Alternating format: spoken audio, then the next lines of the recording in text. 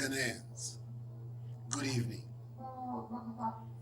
Exactly 2 weeks ago, I came again into your homes to outline a roadmap for easing the restrictions put in place to help contain the spread of the coronavirus pandemic in our country. I indicated that it would be a phased approach involving a selected list of public gatherings based on their risk profile, socioeconomic impact, and most importantly, our capacity to enforce and to respond in the event of a flare-up in our number of infections. Since then, we've had some of our religious institutions opening their doors to worshippers while respecting the limits of numbers and maintaining the strict protocols announced. Others have decided to remain closed until further notice. Private burials are taking place.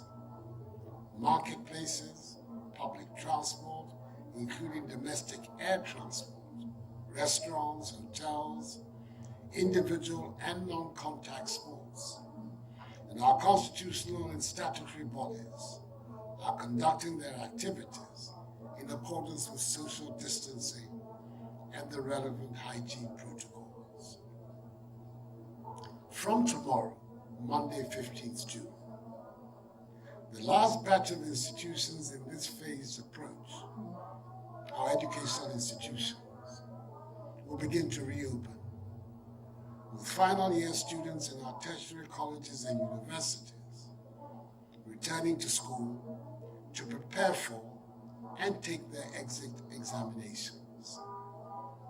As has been stated, final year senior high school SHS3 students, together with SHS2 Gold Track students, will resume on 22nd June. And final year junior high school JHS3 students the week after, on 29th June. The decision to include our schools in phase 1 of the easing of restrictions was taken advisedly. Some argue that we're putting the lives of our students, teachers, and non-teaching staff in danger by this reopening, citing the examples of other countries who have done so and recorded spikes in their infection case counts. I've stated on several occasions that there is no one-size-fits-all approach to the resolution of this pandemic.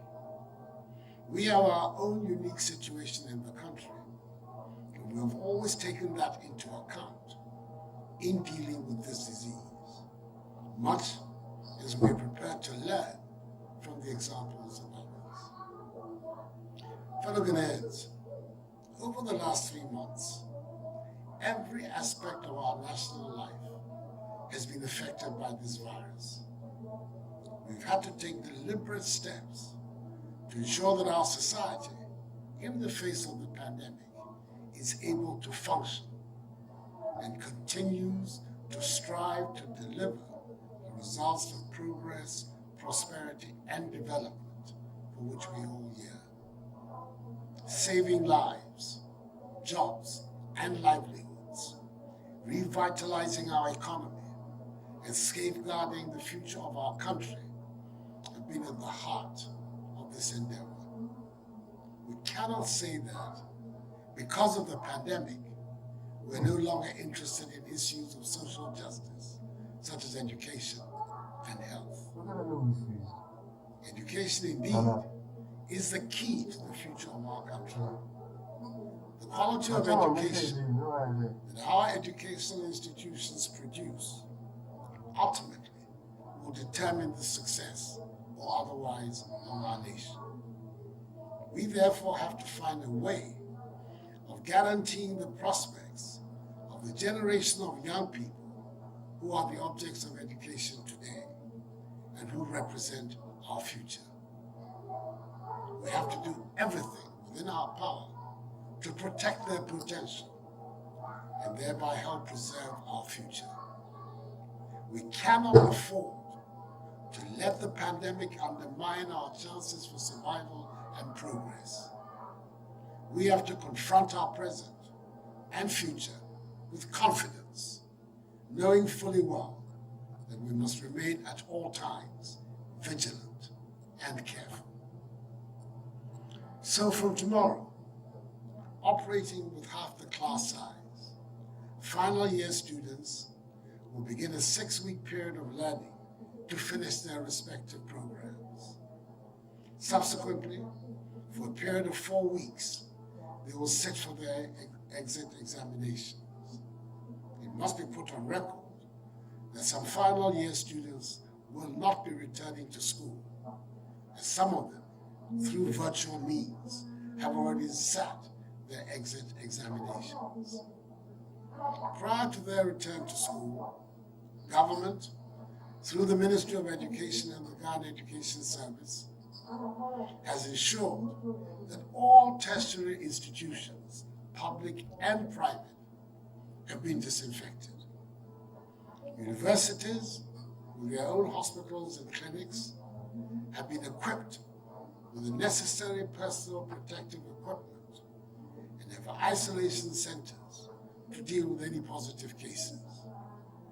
All other institutions, without their own clinics and hospitals, have been mapped to health facilities.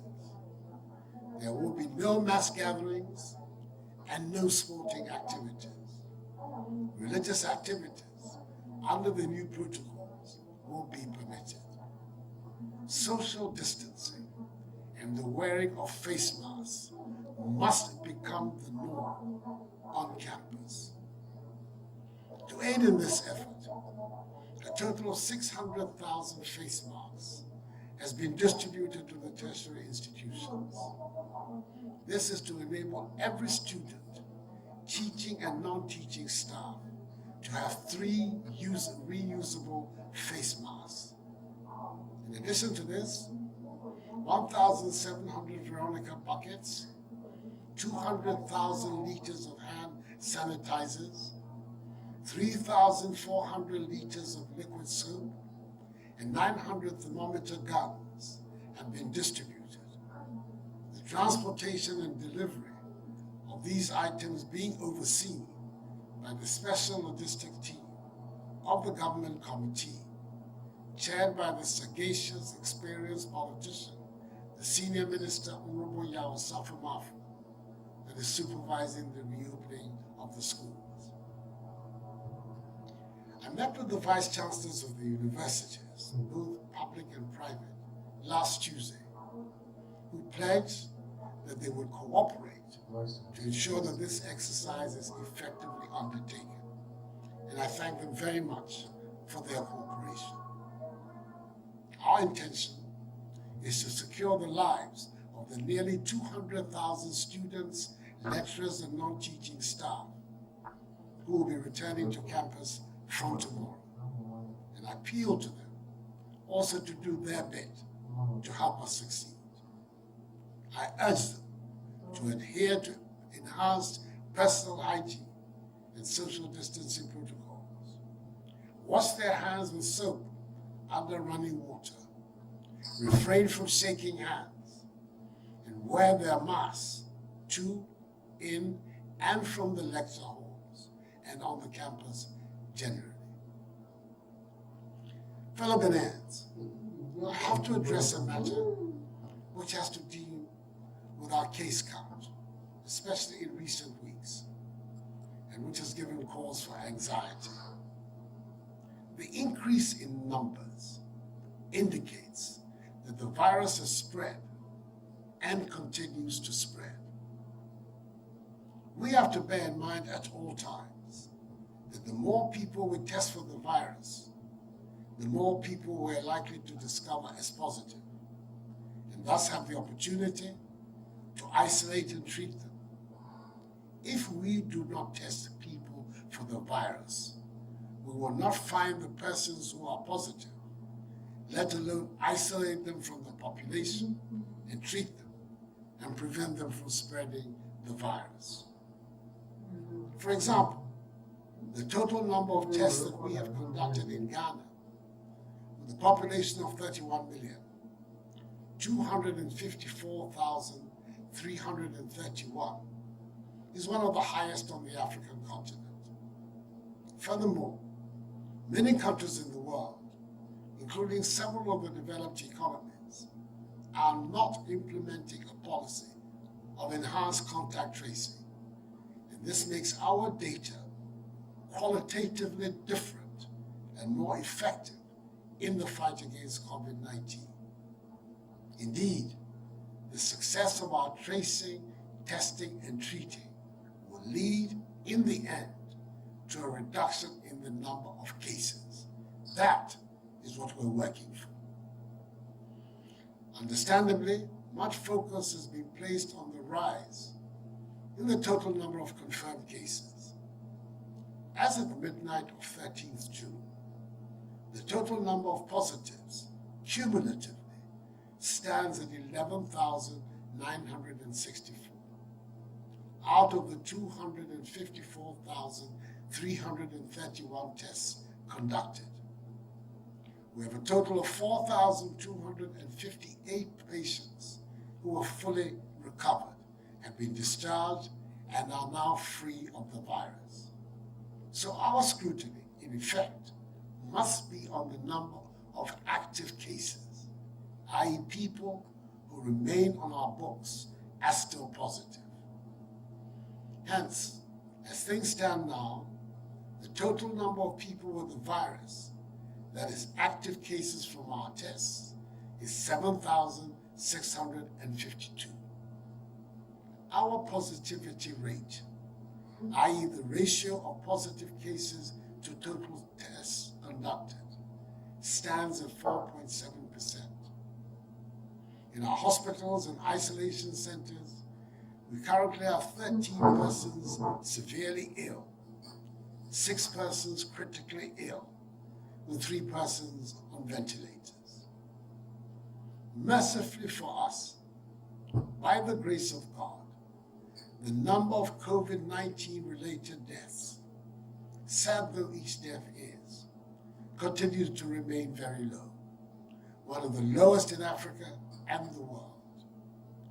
With 54 deaths currently reported by the Ghana Health Service thus far in Ghana, the ratio of deaths to positive cases stands at 0.4%, compared to the global average of 5.5% and the African average of 2.6%. The number of severe and critically ill also continues to be low. I am relating all these figures not to engender any false feel-good factor, but as statements of fact that must provide the context for us when we examine our figures. If indeed we are to be guided by the data, then we must look at the data in all its ramifications, not just one particular aspect of them. That is the proper way to do justice to the data. I'm thus in no way suggesting that we should let our guard down and throw out of the window the efforts we have made in bringing us this far, where we have become a reference point for many in the handling of this pandemic. On the contrary, as we begin to ease the restrictions, we must be even more disciplined in our adherence to the personal hygiene and social distancing measures we have become accustomed to. We must keep fit, and we must continue to eat our local foods to boost our immune systems. This is how we can prevent our healthcare services and our heroic healthcare workers from being overwhelmed due to an increase in demand for hospital care. Nevertheless, I implore you to pay attention to your health. When you begin to experience symptoms such as fever, persistent cough, bodily pains, loss of taste and smell, and difficulty in breathing, seek immediate medical attention at the nearest health facilities. I remain concerned about the stigma associated with this disease. Stories of persons who have recovered from this disease and being shunned by their own relatives and communities are a source of considerable worry to me because they undermine our efforts to fight it. There is nothing shameful about testing positive. We do not have to lose our sense of community because of this pandemic. Government, through the Ghana Health Service, continues to monitor on a daily basis the spread of the virus and has benchmarks of health outcomes which define the mitigation measures that must be pursued to curb the spread of the disease and enable us to reassess the easing of restrictions. It is important for me to remind residents of the Greater Accra and Ashanti regions, where the great majority of cases have been recorded, and in the Western and Central regions, where we're seeing an increase in infection cases, to continue to adhere strictly to the social distancing and enhanced hygiene protocols announced. With the doctors and scientists telling us that the virus is transmitted from human contact through talking, singing, coughing, and sneezing, which results in sending droplets of the virus from one person to another. Residents of these 4 regions, and indeed all Ghanaians, must remember that the wearing of masks is now mandatory. Leaving our homes without a face mask or face covering on is an offense. The police have been instructed to enforce this directive, which is the subject of an executive instrument. Let me repeat, our survival is in our own hands. If we are lax and inattentive, we will continue to have serious challenges with the virus. If we are mindful and self-disciplined, we have it in us to defeat this pandemic and help return our lives to normalcy. I appeal to each and every one of you for your help in this regard. That is the surest way to realizing our collective vision of building a new Ghanaian civilization where the rule of law is not a slogan, but a directive principle of state development, where we deliver social and economic transformation that has a meaningful impact on the lives of all of our people, where a strong and vibrant economy creates jobs for the masses of our young people, and in the process, creates a society of opportunities and aspirations for all, where we are no longer pawns nor victims of the world order, and where the vision of our founding fathers of a free, progressive, and prosperous Ghana is attained. Let us together rise to the occasion and fulfill our common destiny. We can do it. And you know, if you're school when you buy baby, let's go school. I got share on Soria and Twatu. University for the Kochina. SHS 3, the SHS 2 go track 4 in Subeko Ochana Watry. JS S3 for Subeko Nawatria Ediso. 042. We Mamunina Tiasiese.